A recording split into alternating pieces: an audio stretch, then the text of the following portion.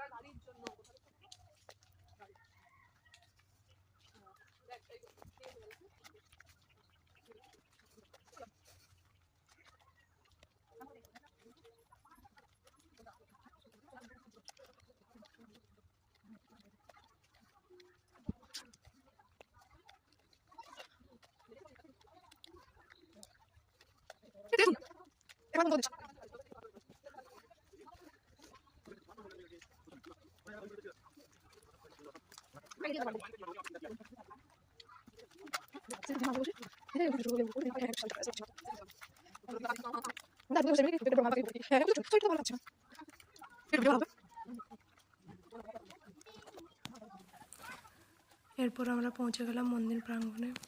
বাচ্চাদের খেলার জন্য একটা পার্কের মতো করেছেন, খুবই সুন্দর, ভীষণ সুন্দর জায়গাটা। এই যে দেখতে পাচ্ছেন কনকদুর্গা মন্দির। এখন আমরা ডুলুং নদীতে চলে আসলাম। কিছুক্ষণ সময় কাটানোর পর এখান থেকে আবার ফিরে গেলাম।